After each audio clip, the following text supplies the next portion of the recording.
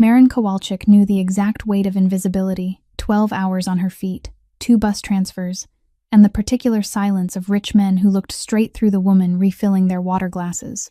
At 27, she'd learned to disappear inside her own apron, because disappearing was cheaper than being noticed. And noticed was how girls from the South Side ended up in trouble. Her mother was dying on a dialysis machine several neighborhoods away, and every folded 20 in Marin's pocket was a few more hours of that machine humming. She didn't have the luxury of dreams. She had a shift, a bus pass, and a list of debts longer than her arm. Across the city, Riker Falcone hadn't once in his 37 years considered the weight of anything he threw away. He moved through Chicago like winter itself, beautiful, expensive, and absolutely without mercy. Men paid him in fear and women in their dignity, and he collected both the way other men collected watches, bored before the clasp even closed. Something cold had calcified in him a long time ago, a loss he never spoke of, a door he'd bolted shut, and somewhere behind it he'd decided that people were either useful or they weren't anything at all. So when a waitress with tired eyes saw something she was never supposed to see, Riker did what he always did, with a problem he had it removed, dumped unconscious on a frozen lot like yesterday's trash, and drove away without a backward glance. He thought that was the end of it. He didn't have the faintest idea that the woman bleeding into the ice was about to cost him everything he'd ever stolen, and teach him the one lesson his money couldn't ever buy. If this opening pulled you in, do me a quick favor, smash that like button so more people find this story. Share it with someone who loves a tale where the powerful finally meet their match, and subscribe with the bell on, because you won't want to miss a single chapter of what happens next. Now, let's get back to that frozen lot, where Marin is about to open her eyes. Her eyes opened, and the world was nothing but a cold, numb blur of gray-white. A cold that had sunk so deep it no longer stung, but had turned into a strange heaviness that dragged every joint of bone down toward the ice beneath her. Marin didn't know how long she'd been lying there. She only knew that if she closed her eyes one more time, she might never be able to open them again.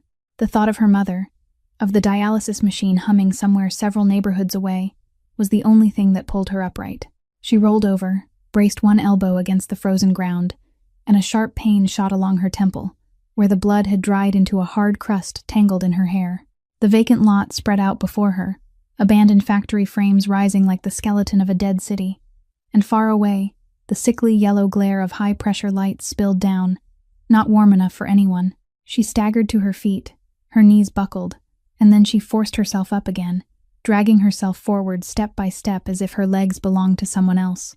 She had no phone, her wallet had fallen somewhere, and the thin jacket from her server's uniform was no different from a sheet of paper against the wind. Marin kept walking toward the faintest light she could see, not because of hope, but because of instinct, until she saw a small, wavering flame beneath the belly of an old overpass, and beside it, a man curled into himself beneath several layers of torn blankets. He lifted his head and looked at her, his old eyes beneath the frayed brim of a knit cap showing no surprise at all, as though stumbling figures coming out of the darkness were something he'd seen far too many times. "Girl," he said, his voice rough with smoke and cold, "you're about to freeze to death." Marin couldn't answer. Her jaw was trembling so hard she couldn't force out a word, and he didn't wait for one. He pulled back one corner of the blanket, nodded toward the fire, and that was all the invitation he had to give. She sank down beside the flames, held out her numb hands over the glowing coals, and for the first time since she'd woken up, she felt something besides death drawing near. The man's name was Walt. He told her that while pushing toward her a tin can filled with something hot and bitter, probably coffee that had been brewed again for the third time. He didn't ask why she was there. He didn't ask where the blood on her head had come from. He didn't ask why a young woman in a restaurant uniform had been lying unconscious in the middle of a dead piece of land. There were questions that people in a place like this understood they shouldn't ask, and Walt's silence was the kindest gift she'd received in many months. Marin drank in small sips, the heat spreading down her throat and into her chest, and she felt tears rise, not because of pain, but because of the unexpected gentleness of a man who had nothing and was still willing to split that nothing in half. She thought of the men in expensive suits who looked right through her as if she were air, then thought of this ragged man giving her half his blanket, and something inside her both broke and hardened at the same time. That night, she didn't sleep. She only sat curled in on herself, watching the fire slowly die, listening to Walt's steady breathing and the wind screaming through the rusted iron frames. And she promised herself that she would live, not to forgive, but so that one day she could make the one who'd thrown her away like garbage pay the price. When the sky began to turn from black to a pale leaden gray, she had no idea that not far from there, inside a glossy black car moving slowly through the empty streets, there were men under orders to find her. Morning arrived with the deep, muffled growl of an engine cutting through the silence beneath the overpass, and Marin knew at once that sound didn't belong here. A black sport utility vehicle stopped several dozen paces from the dead fire. Two broad-shouldered men in heavy coats stepped out, and the way they moved, slowly yet certainly, without haste and without hesitation, told her they'd done this many times before. Walt sat bolt upright, the survival instinct of a man who had lived too long outside the edges of society telling him to lower his head and not look anyone in the eye. But even so, he gently pushed Marin behind his back in a hopeless gesture. One of the men, the one with a thin scar running down his cheekbone, glanced over her, then nodded to the other as if confirming that a misplaced piece of property had been found. "This girl comes with us," he said, his voice flat and empty of feeling. And when Walt started to open his mouth, the other man merely drew back one side of his coat, revealing the matte black grip of a gun tucked at his hip, a warning that needed no words. Marin clenched her hand so hard her nails dug into her palm. She thought about running, but her legs, stiff and numb from the cold, would betray her before she made it 10 steps. And she thought of her mother, of the fact that if she died here, there would be no one left to pay the hospital bills for the machine keeping her mother tied to this world. She turned to Walt, the man who'd shared half his blanket and a can of bitter coffee with her, and she shook her head very slightly. "Don't," her eyes said. "Don't die because of me." She stepped out from behind his shadow and walked toward the vehicle on her own, because she understood that if she didn't go, the only person who'd been kind to her last night would pay the price. The scarred man opened the rear door, and before she lowered her head and climbed inside, Marin looked back at Walt one last time, memorizing his face the way a person memorizes one rare good thing in the middle of a nightmare. Then the door slammed shut with a heavy sound like the lid of a coffin. Inside the car, it was so warm it almost mocked the cold she had just escaped, the leather seat soft beneath her back, and that contrast made her feel more nauseated than comforted. No one said a word to her. No one explained where they were taking her, or why she was still alive. And that silence was what frightened her most, because it told her that a decision about her fate had already been made by someone else, and she was simply being transported to the place where that decision would be carried out.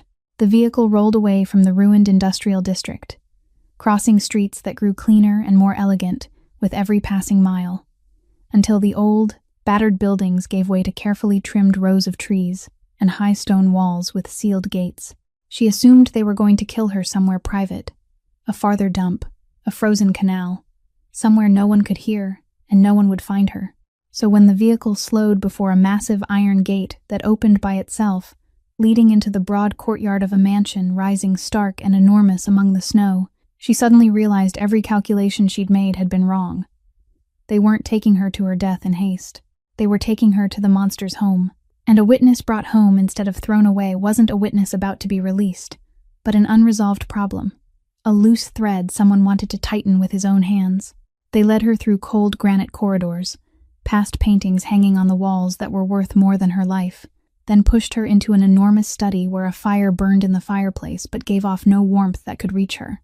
Riker Falcone stood with his back to her, looking out at the snow-covered courtyard through the glass windows that stretched from the floor to the ceiling, and he let her stand there long enough for fear to seep into her bones, an old power game he had played so skillfully that he no longer had to think about it. When he turned around, his gaze swept over her once, the way someone might inspect a returned piece of property, and Marin realized she had poured water for him before, had stood only a few steps away from him in the private room of the restaurant, while he had never once even lifted his eyes to look at her face. She waited for him to speak, waited for him to give an order, but he only sat down behind the dark wooden desk, folded his hands together, and asked in a voice so gentle it was frightening what she had seen. "I saw enough to know you people will never let me leave here alive," Marin answered, and even she was surprised that her voice didn't tremble. He lifted one eyebrow, perhaps expecting tears, expecting the familiar pleas he had heard from hundreds of people before her, expecting that moment when a person collapsed and began bargaining with their own dignity. But Marin didn't give him that. "Then kill me," she said, and this time she took one step toward the desk instead of backing away. You meant to do it last night anyway, only you handed the job to the cold instead of doing it with your own hands. She heard one of the two guards behind her shift slightly, but Riker raised one finger, and the room fell utterly silent again. You think I'm afraid to die, Marin went on, and now something bitter and exhausted spilled into her voice. I work 12 hours a day to pay for a machine that keeps my mother breathing for a few more weeks. I'm in so much debt I don't dare open the mailbox. I'd been dying by inches long before your men threw me into that lot. So if you're going to shoot, go ahead. Killing me would be doing me a favor.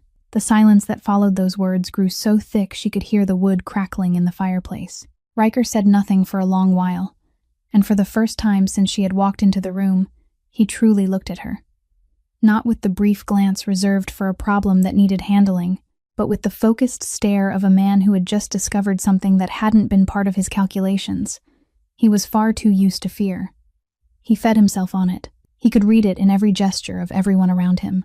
Yet the thin woman standing before him with dried blood on her temple and a torn uniform on her body was looking straight at him without any of it, and the absence of that fear unsettled him in a way he couldn't bring himself to admit.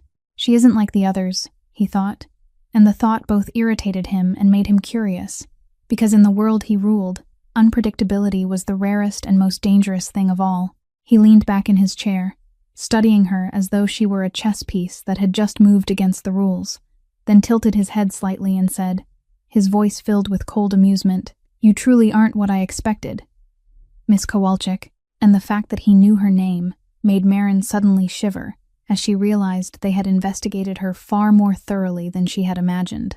He opened a thin file on the desk, and Marin realized with a tightening in her gut that it was her entire life printed out on paper.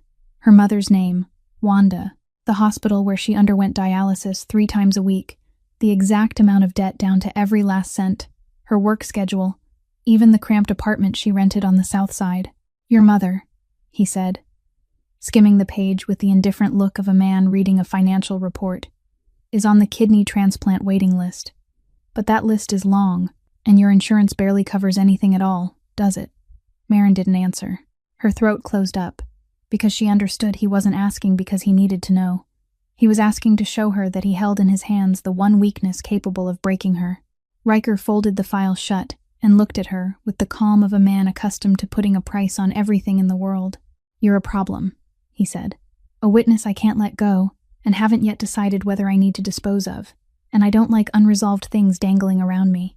He stood, came around the desk, and stopped just close enough for her to smell sandalwood and something colder rising from him. So this is how this is going to happen, he continued. You'll stay here, within my sight, working in this house like everyone else, and you won't leave these grounds without permission. In exchange, he paused for a beat, watching her reaction the way a cat watches a mouse.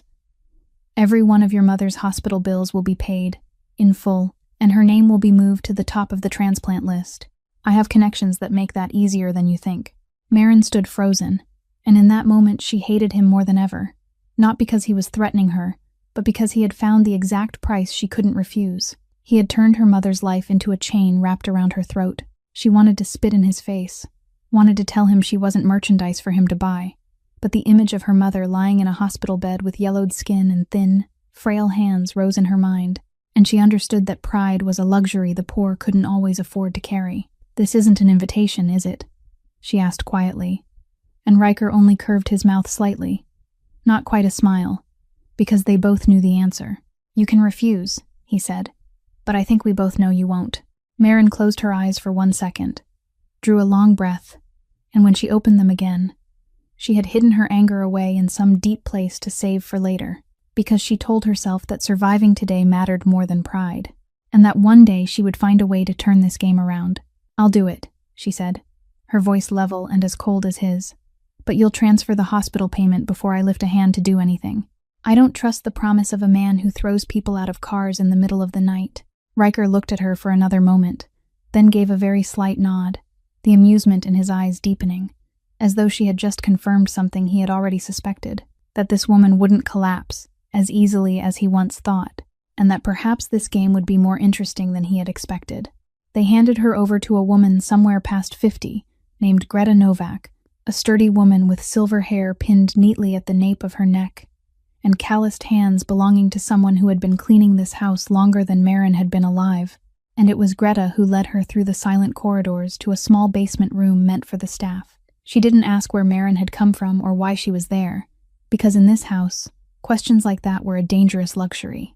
But when the door closed and only the two of them remained, Greta placed a stack of clean clothes on the bed, then looked at her with eyes that held both pity and caution. "You aren't the first one he's brought here," she said quietly, her voice still carrying a faint trace of some distant Central European countryside. "And if you want to see tomorrow, you'd better listen to a few things I have to say." Maren sat down on the edge of the bed, and Greta began teaching her the hidden rules of this place, the way someone might teach a child not to touch fire. Never look directly into the eyes of the men in suits when they come for meetings. Never enter a room with a closed door. Never pick up anything that falls on the floor in his study, whether it's a piece of paper or a bullet. And most important of all, never act as though you've heard anything, because here, ears that know too much are just as dangerous as a tongue that talks too much. Maren listened, memorizing every word, because she understood these words weren't a threat, but a map of survival drawn from the experience of someone who had lived for years inside the belly of the monster. "How long have you been here?" Maren asked, and Greta's hands stilled, her eyes going distant for a moment. 19 years, she answered, long enough to learn how to become invisible, long enough to know when to be deaf and when to be blind. There was a gentle bitterness in the way she spoke, and Maren realized this woman, too, had once had another life before those high stone walls had closed behind her. Greta told her just enough for her to understand the terrain, that the kitchen was the safest place because Mr. Falcone's men rarely stepped inside it, that the rear garden had cameras at every corner so she shouldn't dream of climbing the wall, that the gate guards changed shifts at midnight, and she said all of it with such calm that Maren understood she wasn't trying to help her escape, only helping her avoid the mistakes that would get her killed. "You have a mother, don't you?" Greta asked suddenly, and when Maren looked up in surprise, the woman merely gave a small nod. "Everyone stays here because of something, money, debt, or someone they can't bear to leave behind. And that something is what he uses to keep us in place. He never chains people with iron when he can chain them with love." The words sent a chill down Maren's spine, because they laid bare the exact trap she had just stepped into, and she suddenly understood that Riker Falcone didn't need bars to imprison her. He only needed to know whom she loved.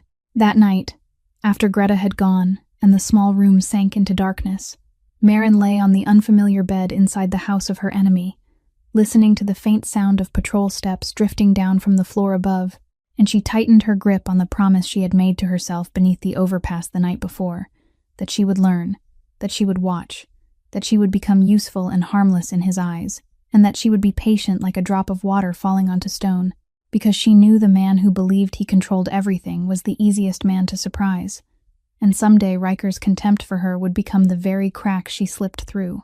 The first days in that house taught Maren more about Riker Falcone than any file ever could, because she learned that if you wanted to understand a man, you had to watch how he treated those who no longer had any value left for him to use.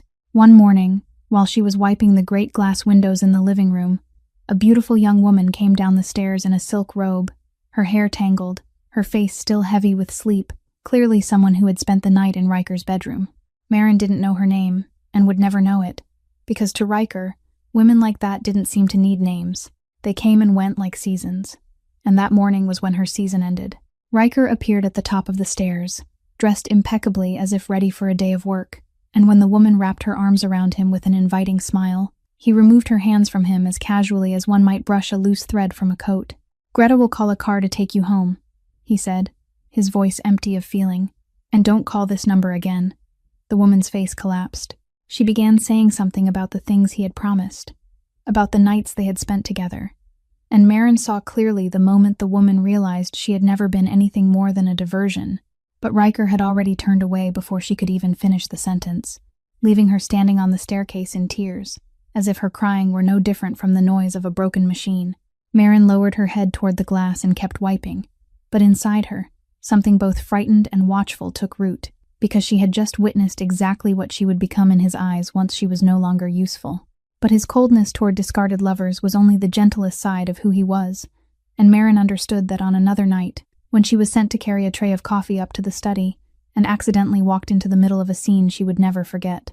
A middle-aged man was being held down in a chair by 2 guards, his face drained white, while Riker sat across from him with the terrifying calm of a man solving a problem whose answer he already knew. The man, as she vaguely understood from the broken fragments of conversation, had embezzled money and sold information to a rival gang, and now he was begging, crying, promising he would pay back 10 times as much.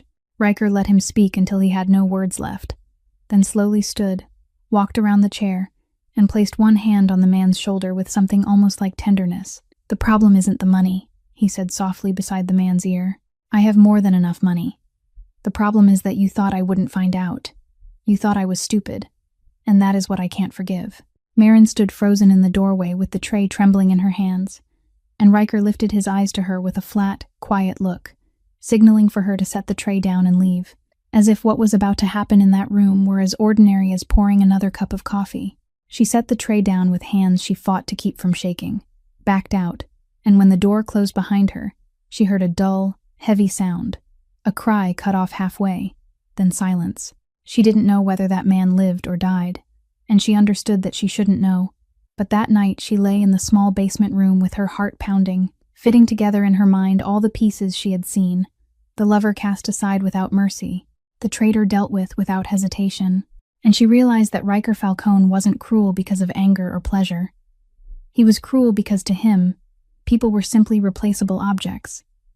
Useful, they were kept. Useless, they were thrown away.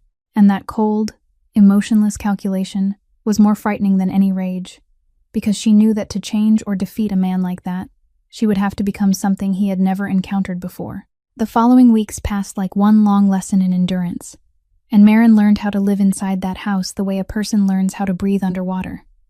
Little, by swallowing down everything that wanted to rise up, Riker's men treated her like a piece of furniture that could walk, and some of them never missed a chance to remind her which rung of the ladder she stood on, especially the scarred man named Dorian, the one who had dragged her out from beneath the overpass that day, and seemed to consider her his own property simply because he had found her.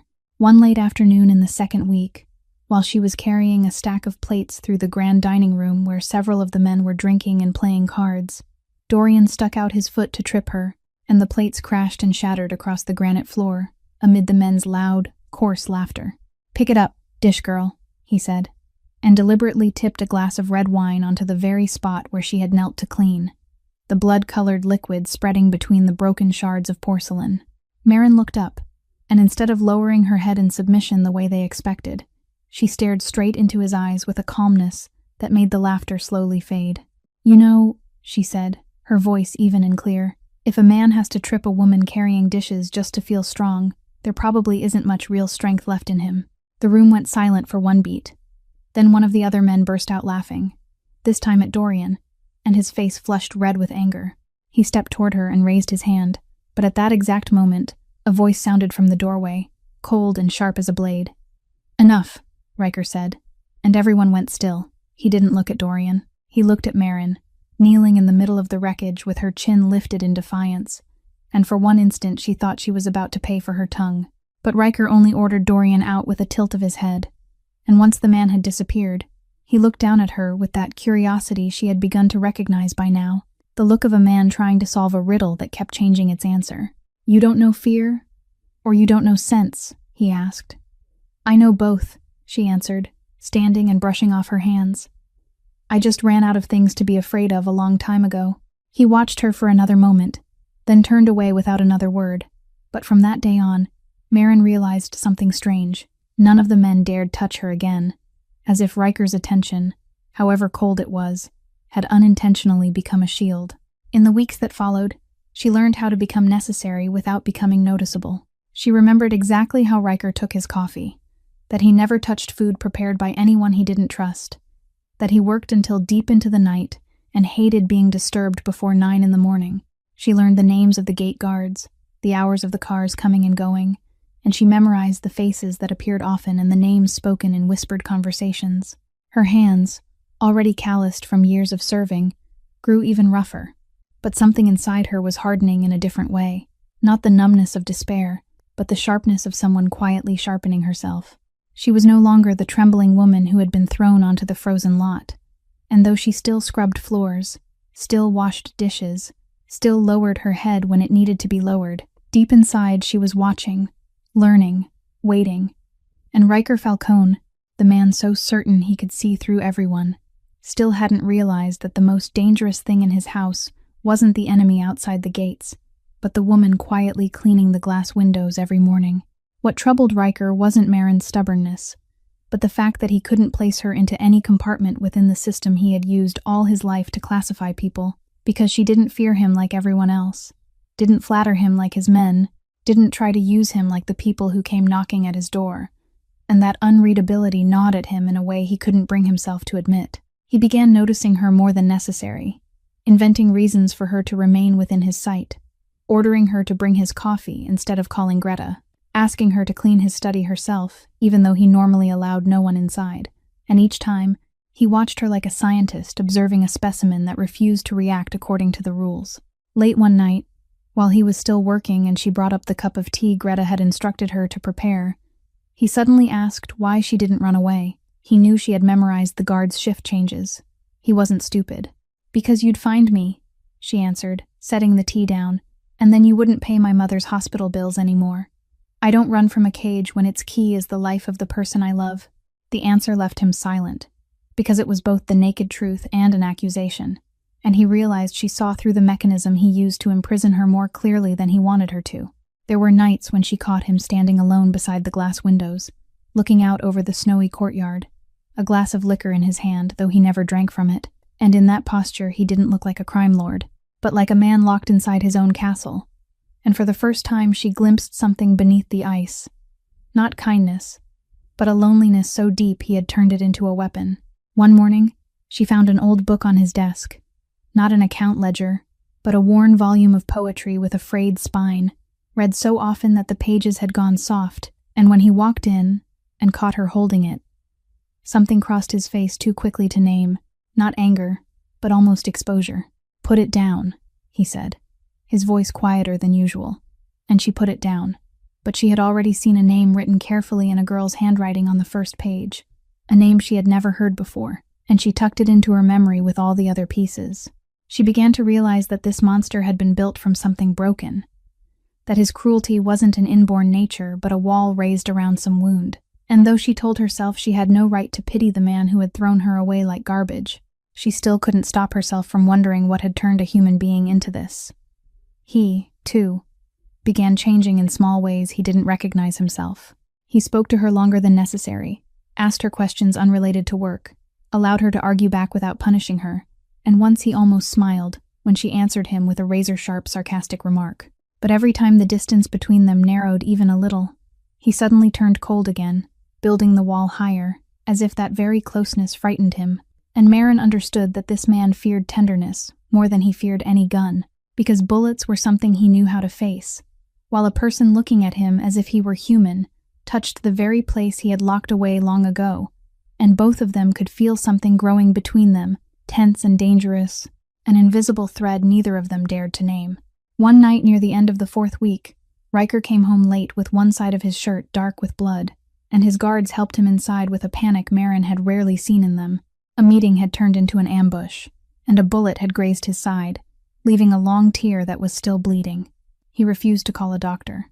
He didn't trust anyone enough to let them see him weakened, and when Greta fumbled for the first aid kit, it was Riker himself who jerked his chin toward Marin, who was standing pressed into the corner of the room. "You," he said, "come here." She didn't understand why he chose her instead of the woman who had served him for 19 years, but she stepped forward, knelt beside the chair where he sat, and began doing the work that years of caring for her sick mother had taught her hands to do with steady skill. She cut away the blood-soaked fabric of his shirt, cleaned the wound with alcohol while he didn't so much as flinch, and when her fingers touched his skin to press the gauze into place, she froze, because beneath her palm there wasn't only the fresh wound, but an old scar, long and puckered, running from his ribs up close to his chest, a scar left by something far more brutal than a bullet. He felt that pause, and for one moment they both went still, her hand resting on his old scar, his breath caught in his chest, and the room seemed to shrink until there was nothing left but the small space between them. Marin didn't pull her hand away, and she didn't ask. She only continued her work with a quiet gentleness, bandaging the new wound beside the old scar. And perhaps it was that refusal to ask, that lack of curiosity, that simple act of being present that caused something inside him to crack. "Car accident," he said softly, almost to himself, his voice so unfamiliar she nearly didn't recognize it. 13 years ago. She looked up but said nothing, letting the silence become an empty space for him to fill if he chose. And after a long while, he filled it. He had a little sister, he said, named Petra, much younger than him, and when their parents died early, he was the only person she had left in the world. But back then he was young and hungry for power. He was climbing in this world, fighting his way up each rung with blood, and he had left her behind, had treated her like something he would come back and take care of later, once everything was settled. The night she called him, he was in the middle of an important deal, and he didn't answer, he said, his hand tightening around the arm of the chair until his knuckles went white. She was in the car of some addict friend, and that car went over an icy slope. He found his phone the next morning with 5 missed calls, and he reached the hospital just in time to hold her hand after it had already gone cold. He told all of it in a terribly even voice, without a single tear, because whatever tears he had for this had run dry 13 years ago. But Maren saw in his eyes the thing she had glimpsed on the night he stood by the glass, a loneliness and self-punishment so deep it had hollowed him out from within. She understood then. He didn't allow himself to care about anyone, because the last time he had cared, his neglect had killed the only person he loved, so he had turned his heart to stone so he would never have to bury anyone else. "I'm sorry," Maren said quietly. And she said it not as a polite phrase, but as one human being speaking to another, and she pressed the final bandage gently into place. Riker looked at her, and for the first time there was no calculation in his eyes, no coldness, no look of measuring an object, only the naked gaze of a man who had just revealed the deepest wound inside him to someone he should have considered an enemy, and they both knew that some boundary had just been crossed, a boundary that could never be uncrossed. After that night, there was an unspoken change between them, fragile and unnamed, like the first ice of the season, firm enough to step on, but still ready to crack at any moment. Riker no longer treated her like an object. He began asking her opinion about small, insignificant things, letting her remain in the study while he read through documents, and sometimes, in the spaces between silence, he told her little fragments about Petra, about the way the girl used to laugh, about the book of poems that had once belonged to her. As for Maren, she realized the hatred she had carried at first had shifted into something far more complicated. Not forgiveness, because she hadn't forgotten how he had thrown her away, but a dangerous kind of understanding, and she warned herself that feeling sympathy for a monster was the first step toward forgetting that it was still a monster. Greta noticed the change, and one morning in the kitchen, she caught Maren by the wrist. "Be careful, girl," she said softly. "He's never let anyone get that close before, and the things he lets close usually don't stay alive for long." Maren nodded, but deep inside, she knew it was already too late to keep her distance, because a thread had been tied between them, and whether she wanted it or not, her fate was now tangled with the fate of this man. It was during those gentler days, when her wariness of Riker had begun to lessen, and she had been allowed to move through the house more freely, that Maren started noticing other things, things that didn't fit. She realized that whenever Riker went out, one man often lingered in the study longer than necessary. His name was Tobias Vance, Riker's right-hand man. A man around 40 with a smile always resting on his lips, and eyes that never smiled with it. He was the only man Riker trusted absolutely, the one given the most sensitive tasks, and precisely because of that, he could move anywhere without being questioned. One afternoon, while Maren was cleaning the hallway near the study, she heard Tobias's voice through the door left slightly ajar. He was speaking on the phone in a whisper that sounded nothing like his usual pleasant manner, and though she heard only a few broken sentences, those sentences were enough to turn her spine cold. He mentioned numbers, shipments, and one phrase she couldn't forget. "When the old man falls, everything will belong to us." Maren stood frozen with the mop in her hands, her heart pounding, and she quickly lowered her head and continued cleaning when she heard Tobias's footsteps approaching the door. He stepped out, flicked a sharp glance over her for the briefest moment, then gave his familiar smile and walked on as if nothing had happened. But Maren knew she had just heard something she shouldn't have heard. For the second time in her life, she had become a witness to something deadly. And this time, that thing wasn't aimed at some nameless traitor, but straight at Riker Falcone himself. She stood there long after the sound of his footsteps had faded, her mind tangled with hundreds of thoughts, because she suddenly understood a truth so bitterly ironic it nearly stole her breath, that the man who had imprisoned her, who had thrown her away like garbage, was now being plotted against by the very person he trusted most. And she, the one who should have been glad to see him fall, was standing there with a strange fear for his life.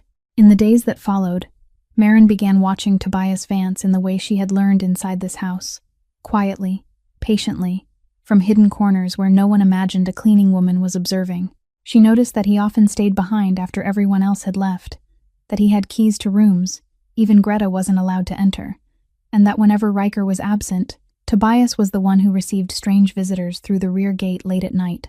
One night, when she was ordered to bring tea to Tobias while he was working late in the small library, Marin walked in just as he hurriedly folded a stack of papers shut, but her trained eyes had already caught a familiar name at the top of the page, the name of the middle-aged man who had been dealt with in Riker's study several weeks earlier. The man everyone had believed was a lone traitor. In that instant, a piece fell into place inside her mind, and she began fitting together everything she had witnessed since that fateful night at the restaurant. She remembered that on the night she had accidentally seen the execution that led to her being thrown away, Riker hadn't been the only one there. Tobias had been present too, standing back in the darkness, and the firm, commanding voice she had heard then, the voice she had attributed to Riker because he was the crime lord, now, when she thought back on it, carried exactly the same low, smooth tone as Tobias Vance. The more she pieced together, the more horrified she became as she realized the truth, that the traitor killed that night hadn't been killed for betraying Riker, but because he had discovered Tobias's plot and intended to warn Riker, and Tobias had silenced him first, using Riker's own machinery to hide his crime. The embezzlement the middle-aged man had been accused of was the same. It was a trap. Tobias had staged it so Riker would personally remove the loyal men who might stand in his way, one by one, making Riker believe he was purging traitors when in truth he was cutting off the very arms meant to protect him. Marin set the tea tray down with hands she fought to keep from trembling, backed out, and when she returned to the small room in the basement, she sank onto the floor, her mind spinning. Tobias was playing a long and ruthless game. He didn't intend to face Riker directly, because he knew he wasn't strong enough.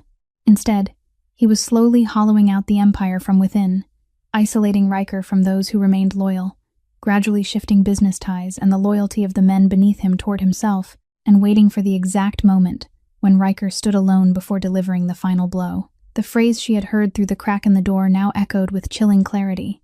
When the old man falls, everything will belong to us, and she understood that the word falls didn't mean a failure in business.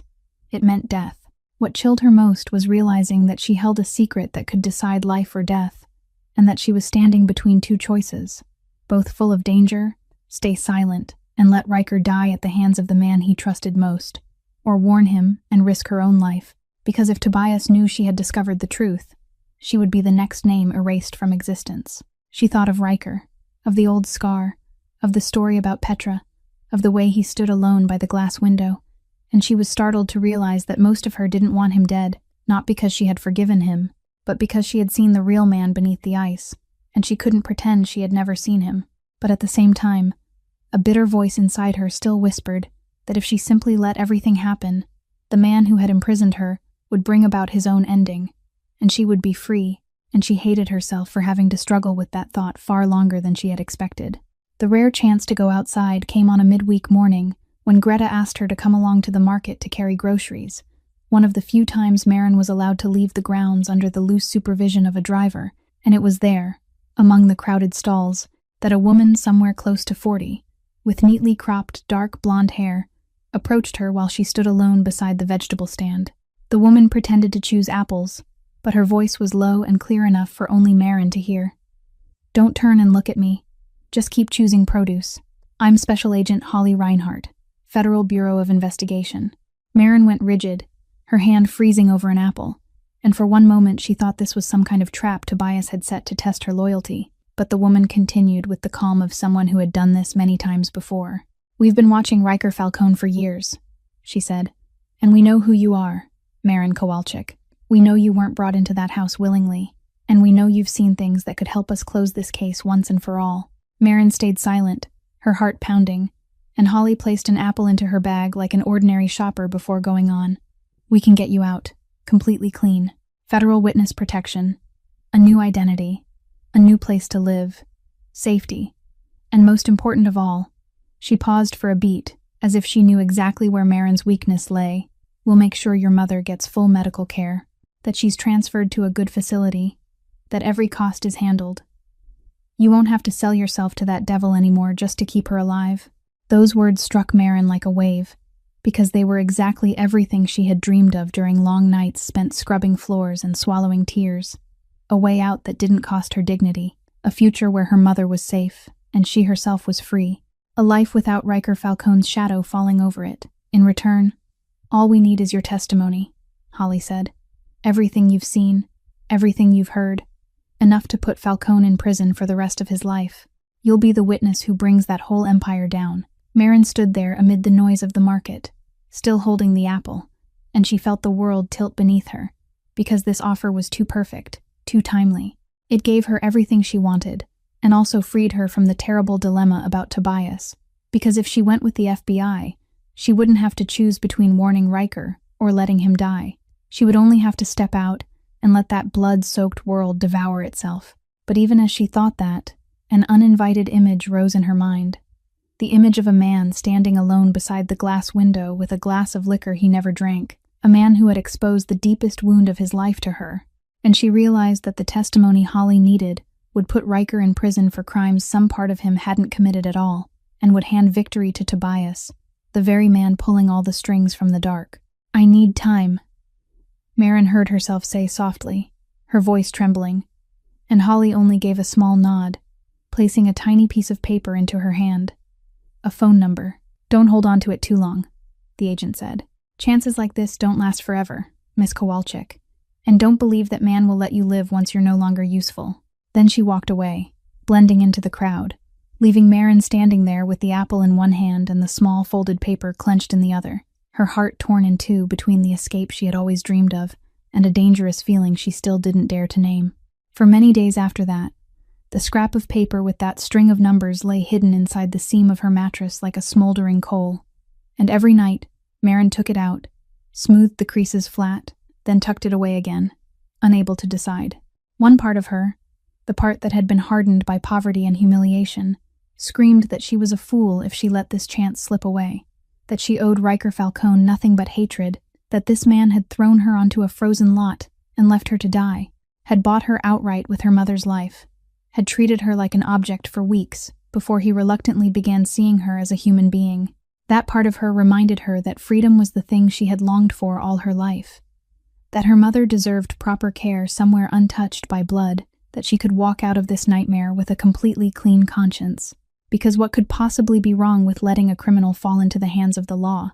But every time she almost reached for the phone, another part of her pulled her back, and that part carried the face of a truth only she knew. She was the only person in the world who understood that if Riker fell now, the victor wouldn't be justice, but Tobias Vance, the man who had killed and framed others, the man who had turned Riker himself into a tool to purge innocent people.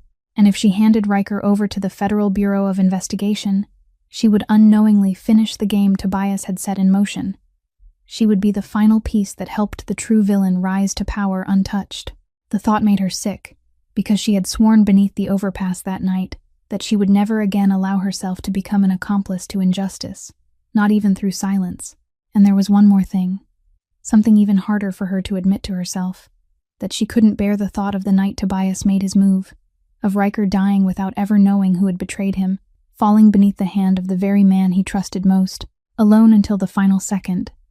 The way he had lived alone his entire life, she thought of Petra, of the way Riker had lived for 13 years, with the guilt of not answering one phone call, and she realized that if she stayed silent now, she would be no different. She, too, would be the person who heard a cry for help and turned her face away, and she couldn't live with that. On the final night before her decision, she lay awake and listened to her heart instead of the angry voices in her head, and the truth emerged with painful clarity that even though reason told her she should run, her heart had chosen to stay from the night she laid her hand on his old scar. She didn't fool herself into thinking this was a wise decision. She knew it could cost her life, but she also knew there were choices that defined a person, and she would rather die as someone who had done the right thing than live as someone who had abandoned another person to save herself. When dawn broke, Maren took out Holly's scrap of paper one last time, stared at it for a long while, then didn't call that number. Instead, she folded it and tucked it deep into her pocket, and she climbed the stairs toward Riker's study with a cold resolve that had replaced every trace of hesitation.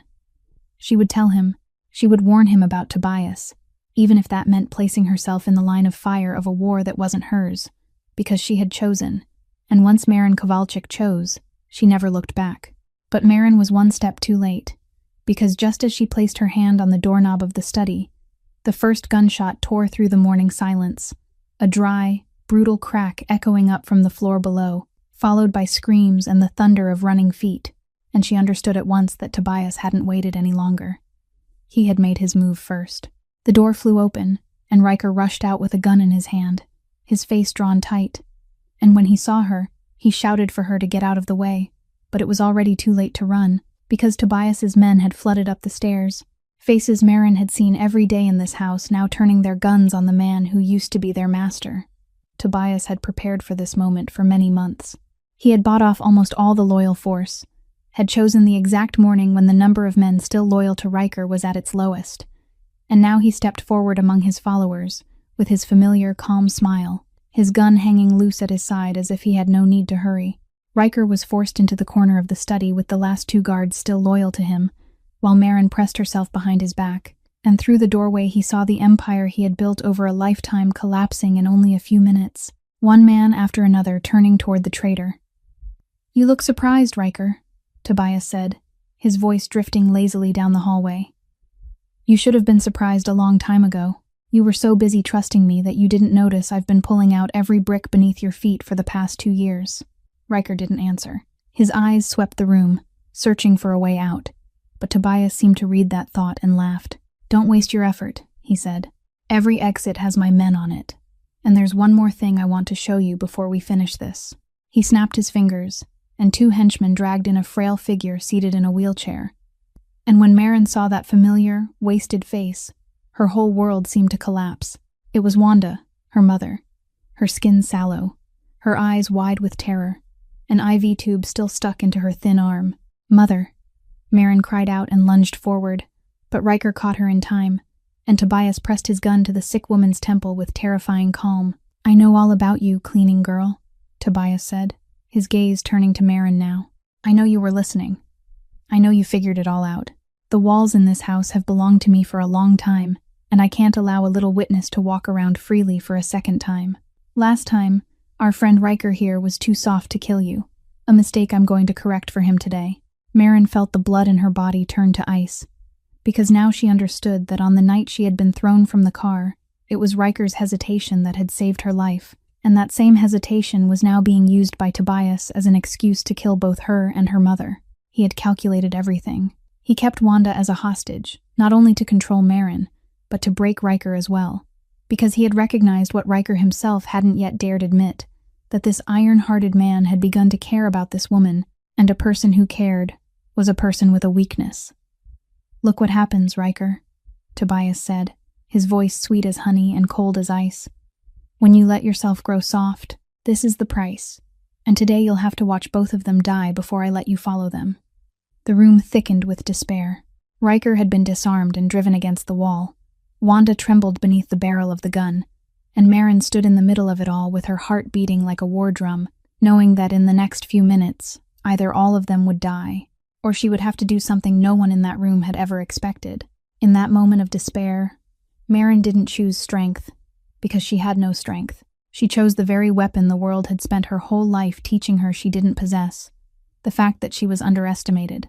She stepped forward, raised both hands as if surrendering, and let her voice tremble exactly like the frightened cleaning girl Tobias believed her to be. "You said you own every wall in this house," she said, "but you forgot one thing. The person who cleans walks into every room, even the rooms you think only you have the key to."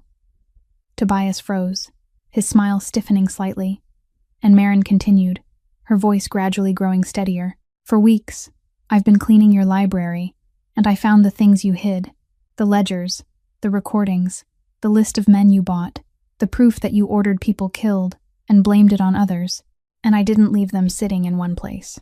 She spoke part truth and part lie, because she really had seen those papers but hadn't managed to take anything. Yet she was betting on Tobias's own guilt, on the fear that his secrets might have already slipped beyond his reach. I sent everything to someone, she went on, and if that person doesn't receive a message from me within 1 hour saying I'm safe, everything goes straight to the Federal Bureau of Investigation and to your business partners, the men who'll never forgive someone who betrayed his own superior. Doubt and fear tore across Tobias's face, and it was that moment of hesitation, the moment the barrel of his gun drifted away from Wanda's temple as he turned to order his men to check her words, that Riker, who had been watching every second with the cold, sharp eyes of a hunter, had been waiting for. He lunged forward with the speed of a panther, not toward Tobias, but toward Maren and her mother, using his own body to shield them just as gunfire exploded, and Maren felt Riker's weight crash into her, heard him choke back a groan as the bullet tore into his shoulder instead of her chest. Chaos erupted. Riker's last 2 loyal guards seized the moment when Tobias's men were distracted and opened fire. And in that storm of violence, Maren didn't lie still and wait. She grabbed the heavy metal vase on the table and slammed it straight into the gun hand of the man guarding her mother, then seized the wheelchair and pulled Wanda out of the line of fire. Tobias roared in fury when he realized the game was slipping from his grasp. He turned his gun toward Riker, who had collapsed to the floor, determined to finish what he had started. But Maren was already there, and with all the strength gathered from weeks and months of being trampled, she threw herself at him and knocked his arm aside at the exact moment he pulled the trigger, sending the bullet into the ceiling. Then Riker, though his shoulder was soaked with blood, still managed to reach the gun that had fallen to the floor and fired a single shot, precise and cold. Tobias staggered back, stunned disbelief on the face of a man who had never imagined his perfect game could be overturned by a cleaning woman. Then he collapsed onto the granite floor, and the sudden silence that flooded the room was heavier than any gunshot. The remaining henchmen, having lost their leader and facing the 2 loyal guards still holding their weapons, began dropping their guns and running. Maren fell to her knees beside Riker, pressing both hands hard against the wound, pouring blood from his shoulder, calling his name, while beside them Wanda wept and called for her daughter.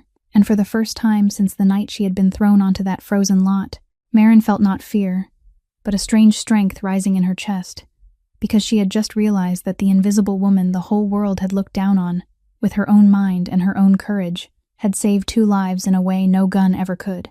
Many days after the bullet had been removed and his shoulder bandaged, Riker lay in the bed inside his vast bedroom, and for the first time in his life, he couldn't sleep, not because he feared his enemies, but because something was breaking apart inside him. He lay there staring up at the ceiling, piecing together every fragment of that fateful morning, and each time he assembled it again, he arrived at the same undeniable truth, that the only person in his entire empire who hadn't betrayed him was the very person he had treated like trash, the person he had ordered thrown away in the middle of a winter night, the person he had bought outright with her mother's life and regarded as an object for weeks, the men he had fed, paid generously, trusted enough to place his own life in their hands, had turned their guns on him without hesitation, while the woman he had looked down on most had been the one to shield him with her own body, had used her mind to save him when he had no way out left. When Maren entered the room carrying a tray of medicine, he looked at her with an expression she had never seen before. No longer cold calculation, no longer the curiosity of a man solving a puzzle, but something almost like awe, and something else he had no word to name. "Why?" he asked quietly, his voice hoarse. "Why did you save me? You had 1,000 reasons to let me die. You had a way out. Don't think I don't know about the woman at the market." Maren set the tray down, not at all surprised that he knew, because in this house nothing stayed secret for long, and she looked straight into his eyes. "Because I'm not you," she answered. "I don't abandon people when they need me most, even when that person doesn't deserve it." Then she went on, her voice gentler. "And because the man who stands alone by the window every night, the man who told me about Petra, that man deserved to live more than to die at the hands of a traitor." Those words struck him harder than any bullet, because they exposed the fact that she had seen the real man inside him, the man he had buried for 13 years beneath ice and cruelty, and that it was that man, not the crime lord, whom she had risked her life to save. Riker turned his face away, and Maren was stunned to see the broad shoulders of that iron-willed man tremble slightly, because a whole lifetime of arrogance An entire belief that people were nothing more than useful or useless objects was collapsing before a simple truth he had been blind to all his life, that a person's worth didn't lie in power or wealth or the fear they spread, but in what they chose to do when there was nothing left for them to gain. "I threw you away like garbage," he said, almost soundlessly, "and you came back to save my life." "That's right," Marin said. "And the price you had to pay for underestimating me turned out to be your life being kept in this world because of me. You miscalculated, Mr. Falcone." A low laugh escaped him, bitter and broken. The laugh of a man who had just been stripped of every illusion he held about himself. And when he turned back to look at her, there was something melted now in the eyes that had once been cold as ice. A painful humility belonging to a man who, for the first time in his life, saw himself clearly through another person's eyes and understood that he had been wrong, profoundly and completely wrong, for so many years. Spring came to Chicago as the snow began to melt, and with it came a morning when Special Agent Holly Reinhardt returned one last time, this time not secretly at the market, but standing openly before the gate that had now changed hands. Because after Tobias's death and the collapse of the network of betrayal, everything had changed, and Riker had actively cooperated with the investigation in a way no one had expected. "Your mother's kidney transplant was successful," Holly told Marin, as the two women stood in the garden coming back to life. "She's recovering very well at one of the best facilities in the state, and you're completely free, Marin. No more debt, no more chains. You can start over anywhere you want. That's what you've wanted for so long." Marin listened, and this time there was no longer the same tearing struggle inside her as there had been that day at the market, because now the offer was real, without a trace of deception, an open door leading toward a new life she had once believed she could never reach. She turned and looked toward the house, where Riker stood beside the window, and this time he didn't try to keep her, didn't place guards at the gate, didn't hold a single chain around her, visible or invisible. He only stood there quietly, waiting for her decision with the look of a man who had learned that loving someone meant giving them the freedom to choose. The day before, he had told her he would walk away from the underworld that had swallowed his youth, that he would use whatever remained of his life to atone for even a part of what he had done, and he said it not to make her stay, but as the confession of a man who finally wanted to become a decent human being. She thought about everything that had happened, about the trembling woman who had been thrown onto a frozen lot and the woman standing here today, and she realized she was no longer anyone's victim, that if she stayed, it would be her own choice and not surrender. And that was what made all the difference. "Thank you," Marin said to Holly, and she meant it with all her heart. "But I'm staying, not because I have to stay, but because I choose to. Because some people are worth believing can change, and I want to see that with my own eyes." Holly looked at her for a long while, then gave a small nod with the understanding of someone who had seen enough to know that the human heart doesn't follow any logic at all. She wished Marin peace, and walked away, leaving her alone in the sunlit garden. Marin walked back toward the house, toward the man who was waiting, and when she came close, he didn't say anything lofty or promise anything beautiful. He simply held out his hand, a simple gesture from one equal inviting another equal, and Marin placed her calloused hand in his. Two people who had once stood at opposite ends of power and contempt now stood beside each other as equals beneath the first sunlight of spring, and this time there was no one left to throw away, and no one left to be thrown away. This story leaves us with a simple but profound lesson, that a person's dignity is never measured by the money in their pocket or the position they hold, and that someone can own an entire empire and still be poor in spirit, while a cleaning woman without a penny to her name can be richer than them all through self-respect, courage, and a kindness that never bows down, because sincere kindness has the power to transform even hearts that seem to have turned to stone, and the way we treat the people society calls invisible is the truest measure of our character. If this story has touched your heart, please subscribe to our channel, press the like button, and share this video so we can listen together to more moving and meaningful stories every day. We'd also love to know how you feel about this story. Have you ever met someone in real life who was underestimated simply because of their job or circumstances? Or have you yourself ever had to fight to preserve your dignity during the hardest moments of your life?